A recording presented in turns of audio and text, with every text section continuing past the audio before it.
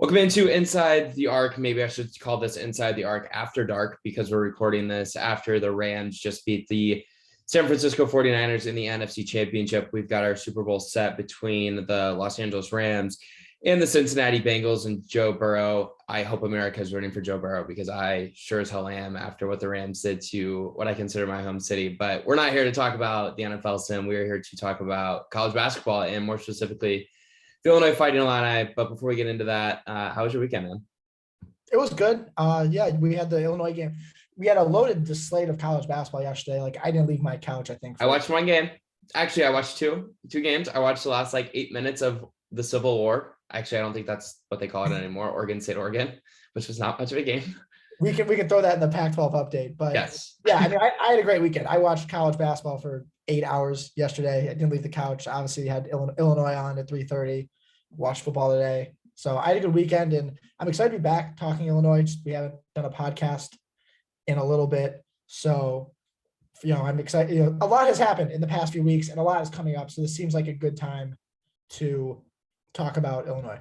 Yeah. So before we get into that, I do kind of want to preview some stuff that we have coming up at the end of the show. We're actually going to make this Pac-12 update thing like a routine thing at the end of every podcast. Sim loves the Pac-12. He has got me invested in at least the top 3-4 teams of the Pac-12 this year when I'm able to stay up and watch it. So I am all for the Pac-12 update.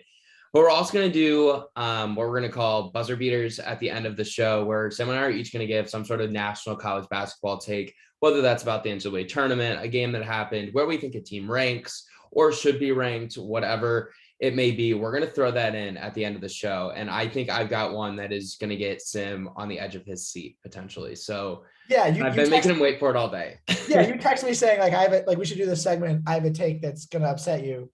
And I was just like, all right, just tell me now. I'll act surprised in the podcast. And he still wouldn't tell me. So you'll get my live reaction to whatever this take may be. I do think it's really going to upset you. All right, so let's really dive into it. So since our last podcast, Illinois has gone 2-1, obviously a disappointing loss to Maryland on the road on Friday, January 21st. They come back home and beat Michigan State despite not having Kofi Coburn or Andre Curbelo for that game. Kofi had a concussion that he suffered against Purdue, or kind of in that same practice window time frame. Curbelo ends up testing positive for COVID, and he had symptoms at Maryland, but is held out of the Michigan State game and held out of the Northwestern game for COVID safety protocols. But Illinois goes 2-1 in this stretch. Pretty tight games, I guess, in the last two against Michigan State and Northwestern. Maybe not the most pleasant or entertaining games to watch, considering neither team scored 60 points in any of those two games. But Sim, just kind of big general takeaways from these last 2 or 3 games.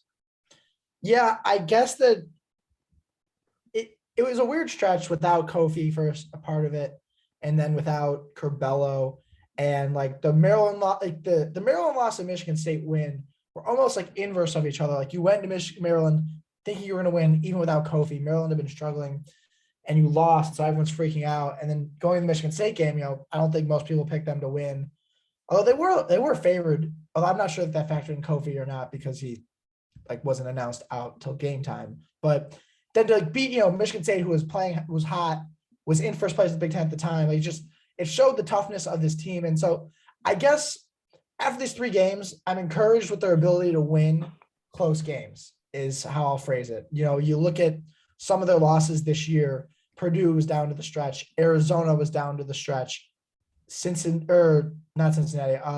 Marquette kind of down to the stretch. They had struggled to close out to win these close games. And even though they let Michigan State back into that one, they still had to close it out. And the Northwestern game was a close game battle throughout. And so I've been impressed, at least I've now seen that they can close out big games, and that's left me encouraged because they hadn't done a great job of that before. Yeah, it's funny you mentioned them closing out the Michigan State game. I don't really know how much I feel like Illinois closed that out, as much as I feel like Michigan State maybe helped them out. Illinois doesn't score for the last 5 minutes and 38 seconds. That's a fair against point. Sparty on Tuesday. But hey, you got stops when you needed to. Orange Crush and the rest of the stadium got loud enough for Malik Hall to miss the front end of a 1-and-1. And then he was so confused that he made the one he wasn't supposed to make at the free throw line. But either way, Illinois wins that game. To me, winning that game, though, just kind of shows like that toughness, right? Like Brad Underwood wrote on the board culture win.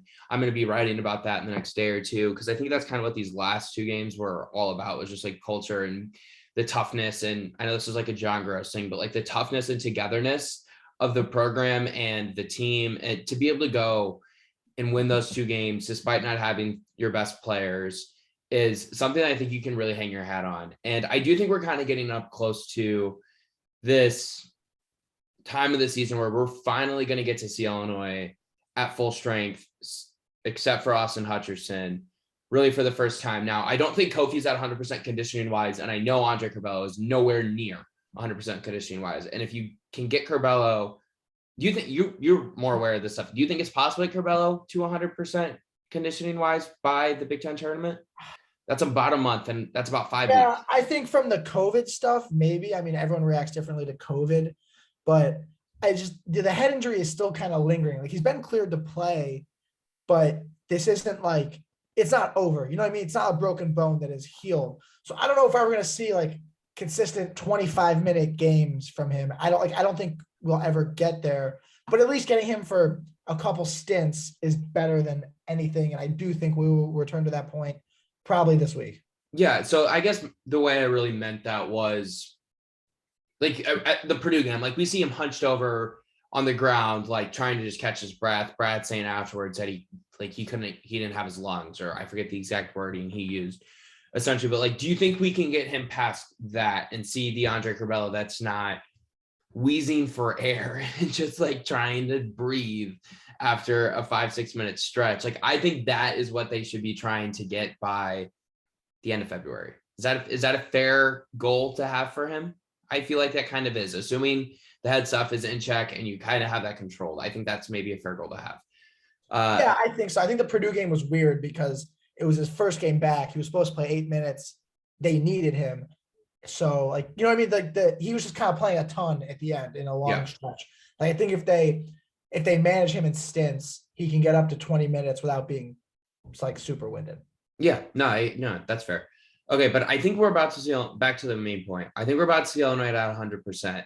And I actually think that's coming at a really, really, really important time because we've seen in the last few games teams start to defend Illinois more successfully, especially from the 3-point line. And I think more specifically, we've seen struggles from Jake Grandison in the last two games. Against Michigan State, he was an ugly 1 of 7 from 3-point land. Against Northwestern yesterday on Saturday, we're recording this Saturday night, he was an ugly 0 of 3, 1 of 6 from the field against Northwestern. Teams are defending him a lot differently than they were earlier in the year. And it's kind of the same way as they're defending Alfonso Plummer. He went 2 of 5 from 3 against Northwestern, and he did get hot against Michigan State in the second half with a couple of really big threes midway through. He finishes 3 of 7 from 3 against Sparty.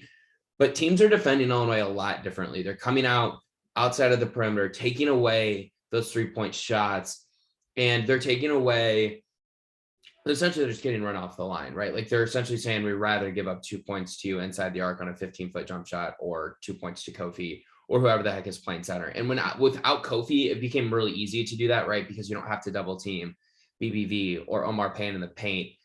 But I think getting Curbelo back now is super key and super important because he attracts so much attention. If he's making those mid-range shots, those floaters, getting to the rim and getting layups, like we saw what he did a lot in the second half of last season, and I guess more specifically what we saw against Purdue this season, that's going to help Alfonso Plummer get open again. And I think that is going to help Jacob Grandison a ton. And I think Jacob Grandison just kind of needs to get that confidence back right now, shooting the basketball. He's had 2 threes blocked in the last game. That's an odd thing to see from a guy who's shooting over 40% from 3. So I think getting back to 100%, and this is a long-winded answer, is really important. And I think it's coming at a really key time. Yeah, I'm glad you brought up Curbelo because they've been winning ugly these last few games. And there's nothing wrong with that, but I just, I think when you start to play better teams, and Michigan State is good, but they kind of had an off shooting night. But Illinois has been, their point totals the last 3 games are 65, 56, and 59. And only one time prior to that in the other 17 games where they sub 65 points, and that was Cincinnati. So like the offense is slowing down a bit. And I think a lot of that has come from Jacob Grandison since the Maryland game, the first Maryland game at home. So that is a 7-game sample size. He's now 29% from three, and he's still 42% of the year. Like that shows you how well he was shooting. He was over 50%. He was going to regress. Like, he wasn't going to shoot 50% on that volume all year. But like you said, teams are running him off the line now.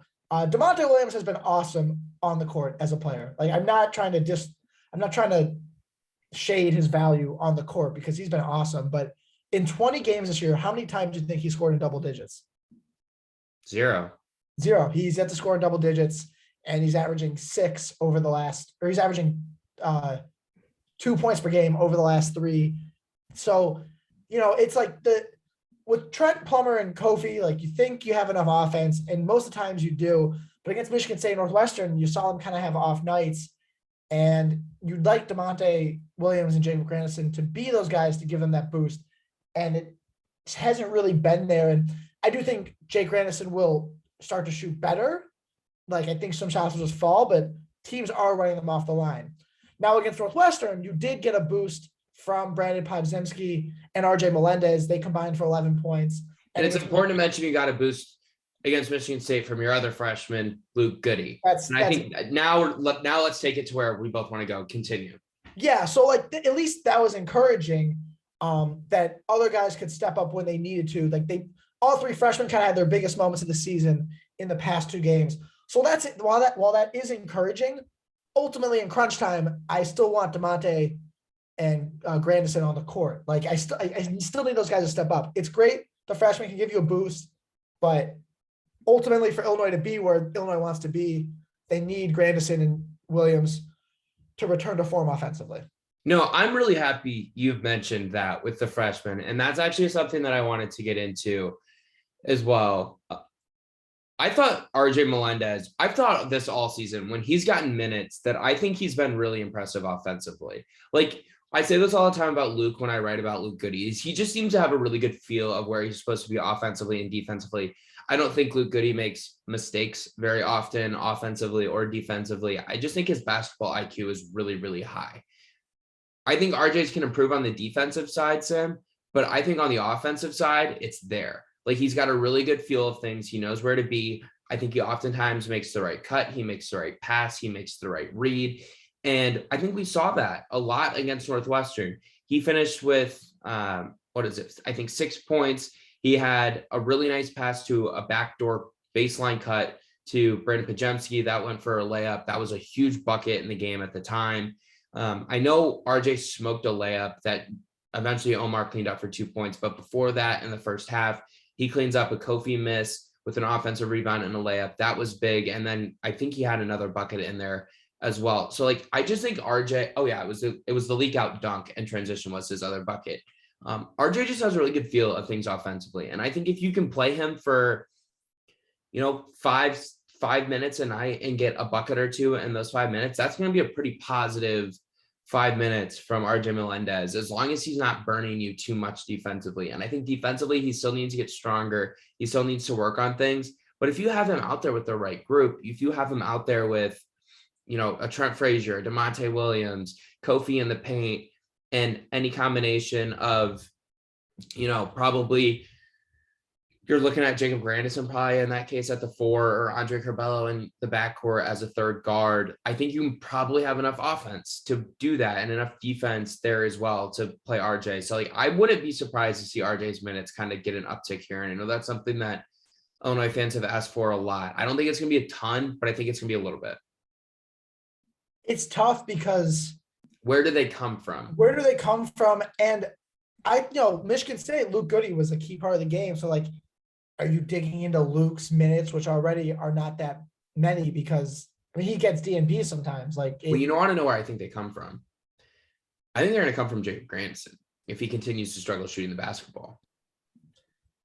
Yeah. Because I don't think they're going to come from DeMonte Williams. As much as Illinois fans have called for him to see his minutes cut, I feel like every year of his Illinois career, if you questioned the value of DeMonte Williams, you better stop asking those questions considering the way he played in the last 2 minutes against Northwestern.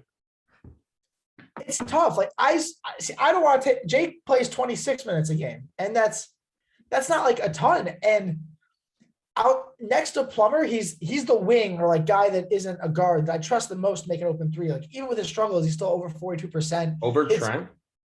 Yeah. If there was a wide open three, I would take Jacob Grandison. Okay. I'm just curious. I was just clarifying. Yeah. No, I would like he's in my opinion the second best shooter. Can I ask you another question then? Who do you trust the most to make a big shot? A three? Sure. Alfonso Just a big Plummer. shot. Alfonso Plummer. I think I trust Plummer to make a big three, but okay, let me. I trust Trent. Let's phrase. I want to phrase it to you this way: you need tie game 60-60. You have the ball last shot of the game against Wisconsin on Wednesday, and we're going to preview this game pretty heavily later in the week. Who are you putting the ball? Who are you drawing a play up to get the shot for? Because I know who I'm doing it for. Well, I'm entering it. I mean, this isn't like Greg Popovich here. I'm entering it to Kofi Coburn. Oh well, I'm not. You're not. You would not give the ball to Kofi. I would try to. I wouldn't actually be like, don't pass it to him. I think I would design something for Trent Frazier. Okay. I would run a play for. And that's saying a lot because Trent was not great against Northwestern. That's not saying a lot. Who am I kidding? He's an all Big Ten guard. I would run a play for Kofi and have Plummer be the second option. Yeah, I would run a play with. Now, I guess or it all comes down Curbelo? to is Curbelo on the floor, right? Because if Curbelo's on the floor, I'm running a pick and roll with Curbelo and Kofi and just spacing out Grandison and throw a lob, get your shooters on the outside. But I would put the ball in Trent Frazier's hands. Like I would want him to touch it at the very least. Yeah. Okay. So now I'm trying to retrace this back to the wing minutes thing, but like I do think RJ gives a good boost, for me, RJ's minutes are too up and down. Whereas I'd rather play Luke Goody because I kind of know what I'm getting. He seems the most similar to Jacob Grandison to me in that like he's a floor spacer. You know what I mean? I like Luke for his floor spacing, his just solid consistency. Like RJ can maybe have some more highlight athletic plays, but he can also do some lower things, right? I would play Luke more, and I wouldn't do it at the expense of Jacob Grandison. I think his shooting is too important to this team. I think Jacob's minutes are fine where they're at. I know how good and important DeMonte is. So like I don't want to say I wanted to track. I just don't think you can take him off the floor. I don't want to, but if we want to get these freshmen on the court. I don't want to get the freshmen on the court. I don't know where this has come from. Sorry. Like our message boards have been flooded with this, and I don't know where it's coming from. Illinois is 8-2 in the Big Ten. They're atop the standings tied with Wisconsin, and they haven't had their potential All-American point guard. Let me preface it with that. Their potential All-American point guard for all but like 5 games this year. And he hasn't been 100% any of them. And Kofi missed 3 games at the beginning of the year. You lose one of them. What's Illinois' record overall? 2 of Illinois' 5 losses this season have come when Kofi didn't play. Like, I don't understand where this fascination with getting Brandon Pajemski and RJ Melendez on the court is. I don't understand it. Yeah, I right. We're talking about like hypothetically, like, and because they had good outings the other day and good stretches. Like if they earn the minutes in practice and they play well in games, like if they play well like they did against Northwestern, fine, play them. But I don't think RJ Melendez and Brandon Pajemski are going to come out on Wednesday against Wisconsin or come out later in the month of February on the road at Indiana or on the road at Purdue or at the RAC or Jersey Mike's Arena, whatever it's called, or at the Breslin Center and play that well in that kind of environment. I just don't trust them as much as I do an Alfonso Plummer, a Jacob Grandison, a DeMonte Williams. Like, and you said that. I'm with you. I don't understand where this idea is like, we need to play these 3 kids comes from. I just don't get it. Yeah, I think so too. And like it's key on a game like Saturday when Alfonso Plummer gets 2 fouls or like when Jacob Grandison maybe can't hit a shot. And so then you want to give him a breather. Like that's where their minutes going to come from. Foul trouble and like, oh, wow, this guy's not playing like himself today. Let's switch it up. But assuming all things normal, I would keep playing the vets. I would too. And I know you agree with me. Yeah, I would too. And I don't know where that's because it's not just like our Orange and Blue Rivals message boards. Like I see it on Twitter. Like it's everywhere. And now the Flame has gas all over it because of the way they played at Northwestern. And that's good. That's good that they're getting better and they're contributing in the minutes that they get. But don't you want Jacob Grandison to be the one contributing? Your senior who's shooting over 40% from three. Don't you trust him more, even though he struggled in the last month? Don't you trust Alfonso Plummer more to hit the three-pointer that Brandon Pajemski hit that I still don't really think was a great shot selection at that point in the game? Like, yeah, it was awesome to see Pods hit that shot at that moment in that game, but it was a really deep three. It was fairly early in the shot clock. It wasn't a great shot selection. I'd much rather have Plummer taking that shot. I don't understand and maybe I'm sure these fans would rather have those things too. But if you're going to play the freshman, it's going to come at the expense of other people in the rotation. And I don't know where that's going to come from. And you're already juggling enough balls in the rotation because you're bringing Curbelo back here shortly. Do you really want to throw 2 more balls into your hands that you need to juggle? Technically 3 if you want to continue to get Luke Goody increased minutes. I don't think you do. Yeah, I'm with you. I don't think so either. I think we are in sync on this. Okay. Let's talk about some other big picture things coming out of the Northwestern game. And I want to talk about DeMonte Williams because I think that, and this kind of goes back to what we were just talking about. I don't think you can take him off the floor.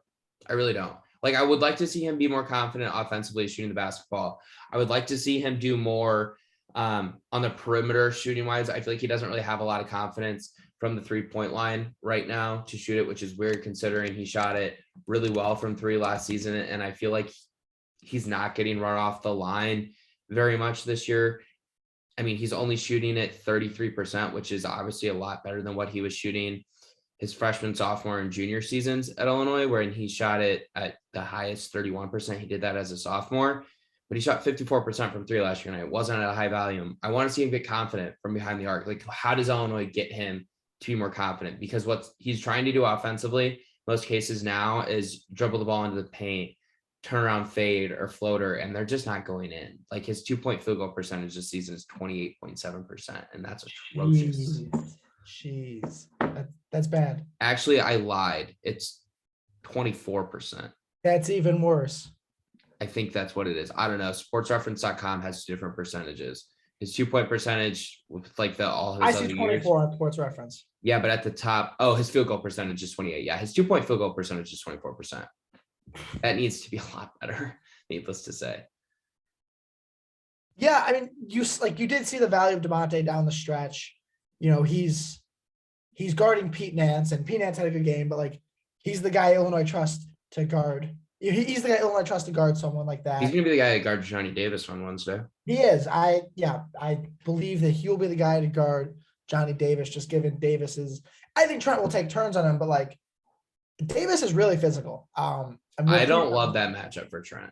We'll preview that Wisconsin game, but like, this isn't like, you know, Boo Buie or Tyson Walker or even Max Christie. By the way, Boo Buie, how many points? He had 9.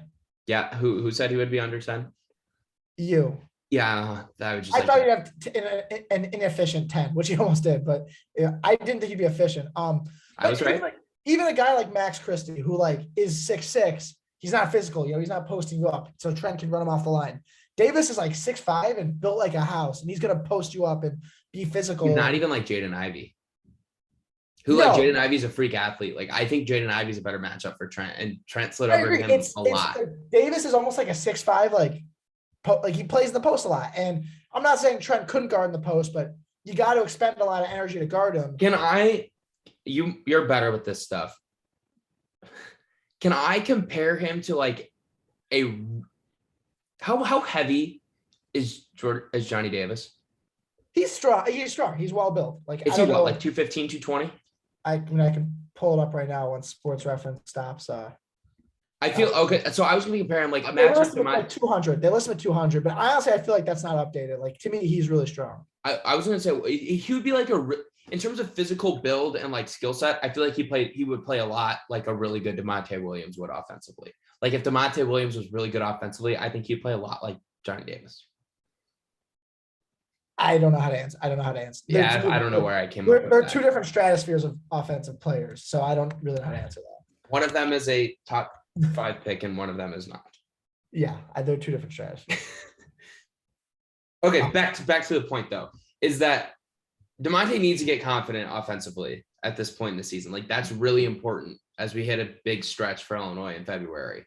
How do they get him confident from the field shooting the basketball? Because if you're going to continue to play him, you need him to average more than 3.9 points a game, probably. I don't have an answer for that because I don't think he's a guy you like run sets for. I mean, you just kind of need him to shoot it. Be like, yeah, and he's a he's a senior, he's a veteran, he's a fifth year guy. And he said after the game on Northwestern, he was asked about this, or maybe he was asked about it before the game because he was made available for that too. But he was like, "I'm just gonna get it to the guys who are good shooters." Which is kind of like the Draymond Green quote. It's like, why the hell would I shoot it when I got Steph Curry on my team and Klay Thompson? Like, why the hell should DeMonte Williams be looking to shoot threes when he's got two guys who are shooting over 40% and Plummer and Grandison, and he's got Frazier who's shooting, 37, 38%? He's a good shooter, yeah. So, I don't know. I just think Illinois needs more from him offensively. Yeah. But defensively, he's, I think, second or third on the team in defensive box plus minus. I'd have to double check at that. I think Omar and Coleman are ahead of them, but I think DeMonte's third. Yeah, and like with those things, when you add in like a minimal minutes percentage, like what percentage of the minutes have you played? He probably, like Omar probably doesn't even check the box. So like guys who have played serious minutes, like legit minutes, he's probably second. Yeah. And I mean, he's ahead of Trent. That doesn't mean that he's a better defender than Trent. No, it's not everything. It's just our favorite defensive stat. Yeah. It's the one that says Franz is really good defensively. Well, my favorite defensive stat is blocks, and I know it's going to upset people because of Trent not making the Naismith list. And I guess my comment on that is I think Trent should have made it over a handful of guards that made it. I agree with that sentiment, but I don't have a problem with any of the bigs that made the list. It's an award that goes to bigs. They have more impact on a game defensively. Exactly. I don't have a problem with any of the bigs on the list. Who's going to win that? Christian Coloco of Arizona, preview the Pac-12 update here. He just had 5 blocks and 3 steals in like a game. So Coloco's up there. Walker. Yeah, I was going to go Kessler. Walker Kessler blocks like 4 shots a game on the best team in the country. I think Chet has a real chance too. Chet's a great shot blocker, but my guess is one of those 3. All right. We're going to save the rest of the Illinois basketball conversation for our next podcast. Let's get into. I think there we can preview, really preview the next few games, the last back half of the Big Ten, as the race, because Illinois, Wisconsin is huge for the Big Ten race. So I think with that preview, we can talk more about the race and what's ahead. Yeah, for sure. And I feel the same way. Okay, let's get the Pac-12 update before we get to buzzer beaters. Yes. All right. Your favorite part of the show. Pac-12 update. I mean, we haven't done one of these in a while. The UCLA Bruins, they're back. Oh, yeah, baby. Yeah, they are. UCLA. I think people kind of they had a COVID pause. In their third game out, they lost to Oregon at home. And Oregon at the time was struggling. So people were like. No fans in the stands. People were out on UCLA, though. I saw a lot of UCLA can't make a run. The last year was a fluke kind of thing. Well, since then, UCLA has won 6 straight games, including a 16-point, a beatdown. They handled Arizona in Westwood, granted, but they handled Arizona, who everyone was already crowning as the new Pac-12. People were saying, "Oh, Arizona's the best team to beat. Arizona's the team to beat." UCLA, Johnny Juzang, Jaime Jaquez, they said not so fast, and they beat Arizona, so they have the inside track. They're 8-1. Arizona is 7-1. They do have to play at Arizona again, which I think is next Saturday. So we'll see. But Pac-12 update on that end is that UCLA now leads the Pac-12. My USC Trojans, they're struggling a little bit. They were once top 5. They were once a top 5 team in the country. They lost at Stanford. They lost home against Oregon. And they lost home against Stanford. So they're falling out a bit. They might not be ranked tomorrow on Monday. So they're slipping a bit. And then the team, I think, and you texted me this before, and you actually just watched them, Oregon is kind of creeping back into the national relevance picture. This was a team. Dana Altman's doing his Dana Altman thing. This was a team that was ranked 20th in preseason or top 20. They started out 3-3 with some bad losses. Actually, they started out 5-5.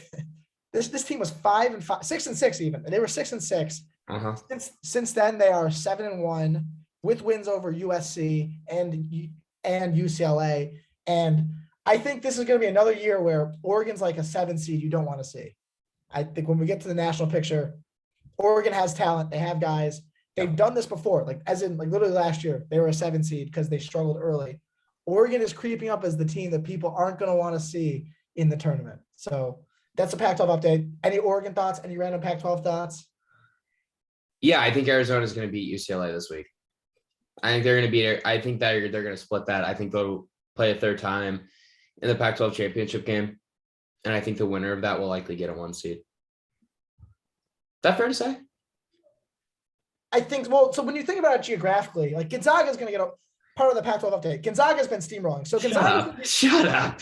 That's not a joke you can make on the podcast. That's a joke for our text messages. The de facto Pac-12 program, Gonzaga. And San Francisco and BYU and every other team west of the Mississippi who has a positive record in a 500 manner. So Gonzaga is going to be the 1 seed in the West. Like they've kind of wrapped that up. So I don't know if UCLA or Arizona, like, will they put them in like the South? Like then does Baylor have to fall off? Does Kansas? Auburn's probably going to be in the South, right? Like I don't really know if another West Coast team can get a 1 seed. I think there's a chance that the winner of the Pac-12 gets a 1 seed, assuming they don't lose any stupid games. Assuming both Arizona and UCLA beat USC twice and handle their business everywhere else. But that's just hard to ask. Like, yeah, it is kind of frisky. Stanford's kind of frisky. Like, they aren't that good. They're frisky. USC is still like a solid team and has given UCLA trouble in the past. Like, so I don't think either's just going to run the table except for each other. So that's where I'm at. I mean, you were on the Arizona wagon ahead of. I still am, by the way. You still think they're better than UCLA? Like, yeah, I do. I think they were just on the road. I also think that was a tough stretch for Arizona. I think that was their third road game of the week. I don't think you're going to run into Kirk Risa playing that bad again. I think he was a legit 0 of 12 from the field. I don't think they're going to play that badly again. Yeah, I'm also just like not that worried about them because they were pounding the bottom half of the Pac-12 teams for a while and UCLA wasn't. And I think that's why a lot of people were concerned about UCLA because they weren't pounding teams. But I think UCLA is still very good. I think people should be buying UCLA stock if there's still any of it to buy. I think Tiger Campbell's really good. I think Jaime Hawkins is their best player. I think Miles Johnson is important. And I think getting why am I blanking on his name? The center. Cody Riley. Yeah, Cody Riley. I think getting Cody Riley back healthy is huge too. And by the way, yeah, I realize I haven't mentioned Johnny Juzang. So yeah, I think UCLA is better. I do. But I have thought that all year. I haven't switched. I need to see Arizona win a big game. At Illinois was a big game. That was their biggest win, but like, and they beat bad teams easily. That matters. I don't think they're going to slip up against a bad team, but I am worried. This like they haven't responded to adversity well, and whereas a team like UCLA, those guys love the big games. Those guys show up in the big games. For sure. No, they definitely have, except when they play Gonzaga. That is true. So I think Gonzaga, though, was a good segue into our last segment, which I'll let you take the lead on because it was your. Okay, yeah. So I want to do this thing. We're calling it buzzer beaters at the end of the show. I think I have 2 takes here. They're kind of one in the same, though, at the same time. And let me preface this by saying I didn't watch any of this game. So having a take here is probably really stupid. Kentucky is Final Four good. And Kansas is not. But also, and this is where I think I'm going to make you angry. I was going to say, I don't agree with the Kansas part, but I agree with the Kentucky part. So I'm not angry yet. I think this is where it's going to make you angry. I think when Kentucky and Auburn play in the SEC title game, Kentucky's going to win. And I think Kentucky is better than Auburn. When fully healthy and clicking, I think Kentucky's ceiling is higher than Auburn's. I don't hate it because we watched. What? Really? Well, we watched Kentucky play Auburn, and I think they maybe win that game. I actually think they win that game, or at least have an opportunity to win it in the last 2-3 minutes. if Ty Washington and Xavier Wheeler don't miss significant portions of the game. Ty obviously didn't play the entire last 10, 12, 15 minutes of the first half, and then didn't play at all in the second half. Yeah, I don't hate that take. And they have 4 losses, but you look at the 4 losses, they lose at Auburn when Ty went down for a large stretch of that game. They lose at LSU, who I actually think has become underrated because a lot of their losses have come when they have. Yeah, I agree with you. LSU was healthy in that game, and Xavier Wheeler goes down in that game, which Kentucky needs to call out their screens better, I think is the lesson here. And then they lost at Notre Dame, which was a bad loss, but early in the year. Notre Dame, though, quietly has won 11 of 12. They low-key might get into the tournament. That's looked a lot better for Illinois. Yeah, so is Marquette. Obviously, Marquette's in the top 25. Marquette's good. They almost won on the road at Providence, which I think might be the best team in the Big East. We don't do a Big East update because I don't really know who the best team I don't really follow the Big East too much, but when I watch it, I'm always impressed by Providence and what Ed Cooley's doing there. No, I don't hate that take because we saw these 2 teams play. Wow, I thought you would be fired up with that take that I think Kentucky might be better. Watch Kentucky give them a game for a half until Ty went out. I think I just trust Auburn more. I think they're more stable, if that makes sense. I think so too, but I think that Kentucky has gotten a lot better from the first game, and I think they're going to continue to get a lot better. And that's why I like them. I think this team come March is going to be scary. And I've been saying that for a while because after Sheboy, as much as, and I realize most of our listener base is Illinois people, and they don't like Kentucky considering what happened in the offseason with Orlando Antigua and Chin Coleman going to be assistants on that staff. And this isn't meant to throw gas on the fire. Oscar Sheboy might be the most dominant big man in the entire country. The way that guy rebounds, what he does defensively, he's not as dominant offensively as Kofi is, but on the glass and defensively, he is as impactful as Kofi Coburn is. And it's incredible to watch. And I did go back and watch some film of the Kansas-Kentucky game. Kansas is putting 2 bodies on him. They're putting McCormick and Lightfoot on him. Sheboy's still getting the rebound. That guy's an animal on the glass. And I don't think they're going to end up playing. I don't think the seeding will work out.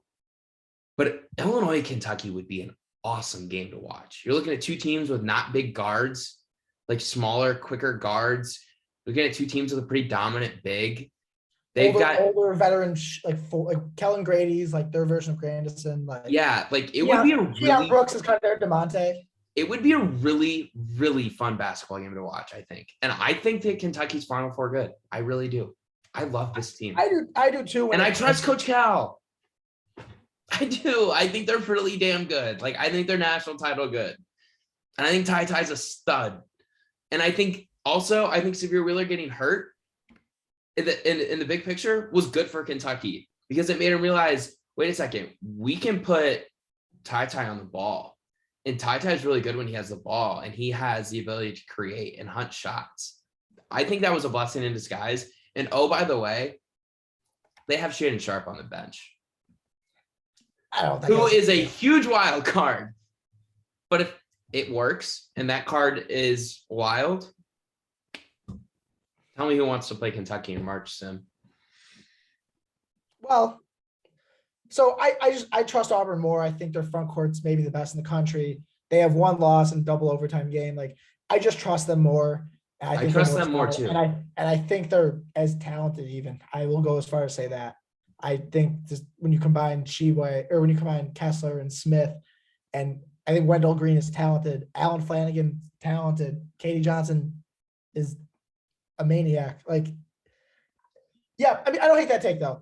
And we'll see if they play. I thought I was going to get. No, we'll see if they play in the SEC championship conference. That's right before the tournament. I actually prefer when a team I like loses early in the conference tournament. So but I guess you said teams that don't want to see Kentucky. As of today, the team, as I've sat down and thought about it, they just pounded Kansas and Fog Allen Fieldhouse. Worst loss of Bill Self's entire tenure. They did. But it was talking about teams that don't want to see Kentucky. I think this brings me to the team that I feel the best about to win the championship, and I think is the best team in the country right now. And people are going to say they haven't played anybody recently. It's Gonzaga. I'm kind of all the way back in on them. Completely. I was in on them coming back to school. I think their point guard play is going to be really good. you look, they're 15-2. The Texas win doesn't look as good now. UCLA win looks damn good. They lost to Duke, who I think is the most talented team on the country in the right night, but I don't trust for 6 games. So I don't really fault them for the Duke loss. They lost to Alabama, who just shows up for big games and hits all their threes. But they beat Texas Tech by 14, who like that now looks like a really They're good good. They've handled all the other good WCC teams. And again, people are gonna say like WCC isn't that good, but like no, like BYU is probably the 4th best team in the Pac-12. They beat Oregon by 30. San Francisco is like a legitimate team. St. Mary's, I don't think they've played St. Mary's yet, but that's a legitimate team. They have not. But like they're handling all the West Coast teams. They have the front court of Timmy, who will get you points. Chet, who's been shooting unbelievable, can protect the rim.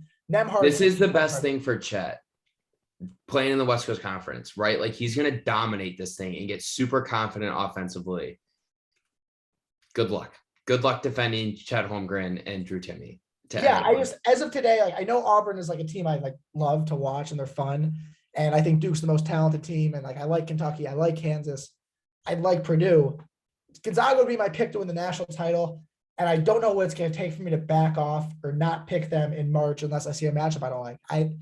To me, they just feel like the most complete team that people have cooled off of.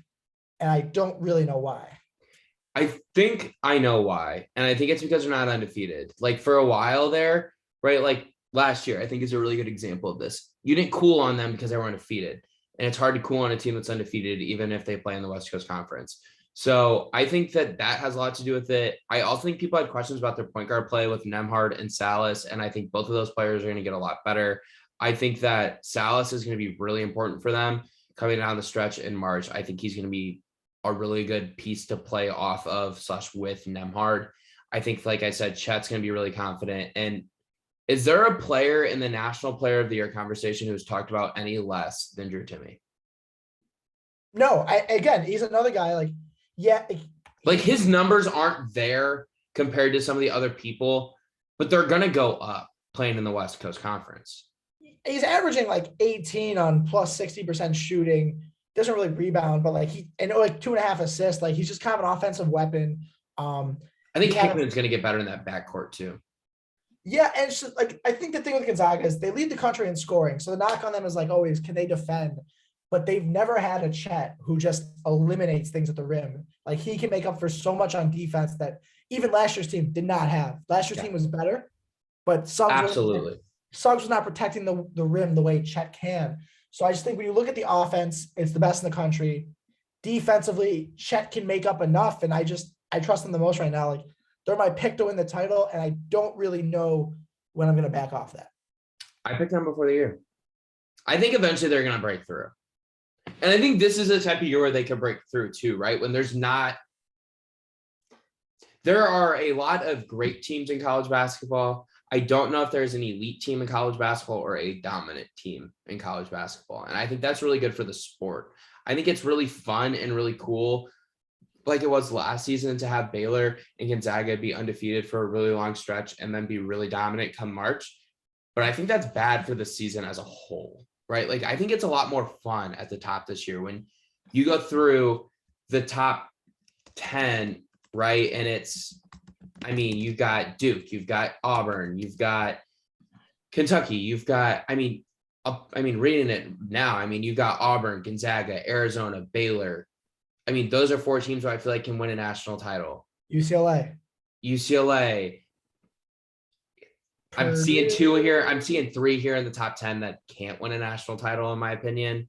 Houston. I don't think Houston's going to be able to because I don't think they're healthy enough, but they're going to get a good seed because they play in the American and they're going to run that league. I just said I don't think Kansas is good enough to do it. I don't think they've got a center that's good enough. I don't trust McCormick. I don't trust their point guard play and Remy Martin. Yusufu doesn't really do much for them. Like, I don't know. I just don't trust Kansas at point guard or at center enough. And Lightfoot's just not good enough to play center. I don't think Kansas is good enough to win a national title. I don't think Purdue's good enough to win a national title. I don't think they guard well enough. If they click offensively and everything's working and they figure out how to get Jaden Ivey involved in half court, sure, they can win a national title. But it's damn near February 1 and they haven't figured it out yet. So I don't think they're good enough to win a national title. I don't think Michigan State's close to good enough to win a national championship, but I think Kentucky is. I think you're going to like this.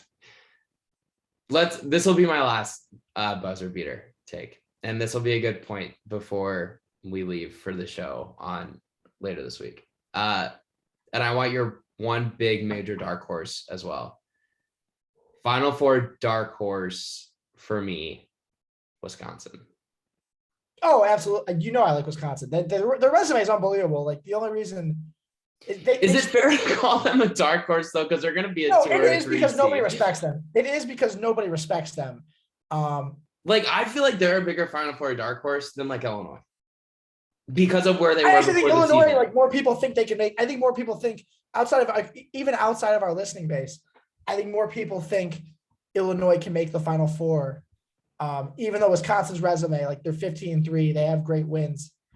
You know, fine. Give me another team then, because I called Wisconsin first. I mentioned them earlier, like LSU, I think is super. Ooh, that's spicy. When they get all their guys back, like they played really well when Pinson was in the lineup and when Days was in the lineup, but those guys both got hurt and threw off the rhythm. So like I've seen that team string together a bunch of wins. They have a bunch of talent. That wouldn't shock me. We mentioned Oregon. I don't actually think they can make a Final Four. Shut up.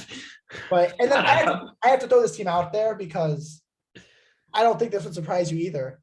Like, are you stunned if Alabama's playing in the Final Four? Are you stunned? God damn it. I knew you were going to say that. No, they have wins over some of the best teams in the country. And on the right night, they look like they beat Gonzaga and Baylor. Like on the right night, they can look the part. So if they can win 4 games in a row, you know, have an off shooting night in round 1 against a bad team and survive. Alabama's to me the team. It will always be the team to me that like will be the lowest ranked because they'll lose bad games. But do you trust Alabama to get out of the round of 64? No, I don't. But who do you trust more? Do you trust Alabama to get out of the round of 64 or beat the number 1 overall seed of the country? What do you trust more? That's a rhetorical question. But you were going to think about it for a second, weren't you? That team just like makes their threes when it matters in the big games. Like they're going to be like a 7. I think they'll probably be like a 5 to 7. Their wins are so big. But wherever they're seated, the top team in the region does not want to see them. Like they'd rather see Wisconsin, Illinois, Villanova. They don't want to see Bama. So no, I mean, I think it all comes down to what you get out of Davison, Shackelford. I think you probably need to get a little bit more offensively out of Charles Bediako, however you say his last name correctly. Hurd, it'd help if they get some more out of Hurd too. But yeah, no, I they're the real dark horse just because they're the one team I think like could legitimately do it like with no luck. Like I think they could just run through teams. Quinterly is important too for them. All right, before we get out of here. Also, I'm just looking at Alabama's roster right now. This is kind of funny. Random inside the arc trivia question. Do you know who the highest numbered player is for Alabama? Like the highest digit? No. It's 35. I don't know why I found that interesting. I just kind of do. I mean, what's Illinois? A lot of guys don't wear numbers in the 40s and 50s. I bet Illinois is lower. Yeah, now I'm curious. Because college basketball, you can't wear anything that starts with. You can't wear anything over 55. Kofi's 21. Let's see. Coleman's 33, so Coleman's higher than Kofi. I think it's 33. Yeah, I think it's Coleman. So that's not even that high. Yeah, I don't know why I found that interesting. I might just delete this. I can't delete it. All right. Anyway, before we wrap up, you've been busy with content. You were in Evanston for the game. So, I mean, what do you have to plug for the viewers?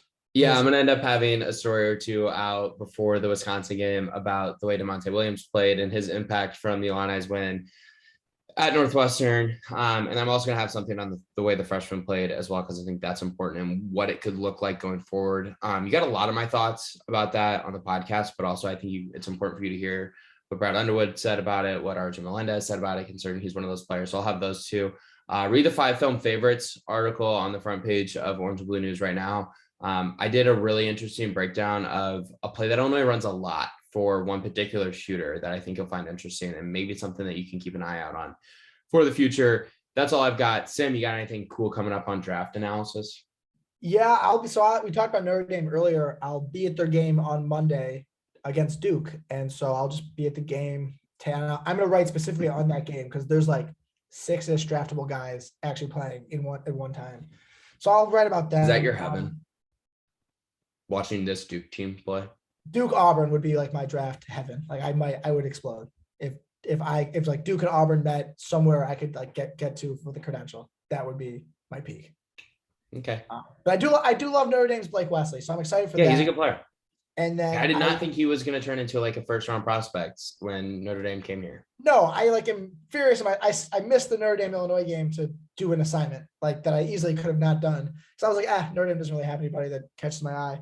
So I fucked that up. But yeah, and then I'm doing my live evaluations on Big Ten prospects I'll see. So all the names you guys have probably seen: Max Christie, Johnny Davis is coming up this week. Pete Nance, we're gonna see him at some point. So all the players that will come to Champaign and in the Big Ten, I'll have that story probably at the end of the season once I see everybody. But yeah, and we'll have another podcast on Tuesday. So yeah, that's what I was about to say, so I won't repeat it. Thanks for listening, everyone. Hopefully you enjoy it. We'll have another episode coming out for you later in the week. Thanks for listening, everyone.